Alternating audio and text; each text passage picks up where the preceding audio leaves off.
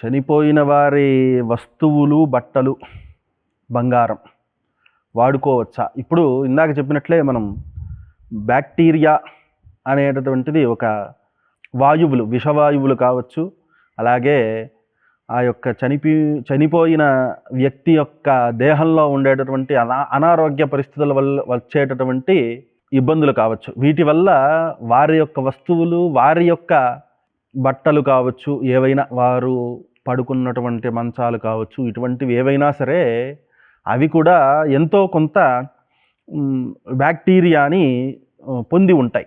కాబట్టి మొత్తం శాస్త్రంలో ఏం చెబుతారు అంటే గనక, చనిపోయిన వ్యక్తి ఎవరైతే ఉంటారో వాళ్ళు వాడిన వస్తువులన్నిటినీ కూడా దహనం చేసేయడం మంచిది. దహనము అంటే అగ్నిలో కాల్చేయడం మంచిది అని చెబుతారు. కానీ కొంతమంది ఏం చెబుతారు అంటే, వాటిని కొన్నిటిని మాత్రం వాడుకోవచ్చు, కొన్నిటిని వాడుకోకూడదు అంటారు.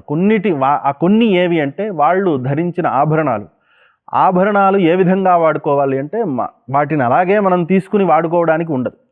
కానీ దానికి ధర్మం ఏం చెప్తుందంటే, వాటిని బంగారానికి ఎప్పుడూ కూడా కొన్ని విధమైనటువంటి లోహాలకు ఎప్పుడూ కూడా కొన్ని శుభ్రం చేసే పద్ధతులు చెప్పారు. బంగారుకు కాల్చడం, వెండికి వేడి చేయడం, అలాగే రాగికి, ఇత్తడికి చింతపండుతో అంటే పులుపు తగిలించడం, వీటి వల్ల అవి శుభ్రమవుతాయి అనేటటువంటి విషయాన్ని చెప్పారు. అందువల్ల మనం ఏం చేయాలి అంటే, ఒకవేళ బంగారు తీసుకుని వాడుకోవలసిన పరిస్థితి వచ్చినట్లయితే గనక, చనిపోయిన వారి బంగారు మనం తీసుకుని వాడుకోవలసిన పరిస్థితి వచ్చినట్లయితే గనక, వారి యొక్క బంగారాన్ని మనం కాలిస్తే గనక బంగారానికి శుభ్రం అనేటటువంటిది వస్తుంది.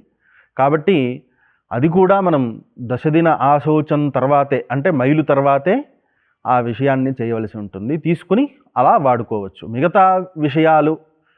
మిగతా వస్తువులు, బట్టలు కావచ్చు, లేదు వాళ్ళు వాడుకున్నటువంటి మంచాలు, ఇవన్నీ కూడా, పరుపులు, ఇవన్నీ కూడా కాస్త విడిచిపెట్టడమే మంచిది ఈ కాలానికి.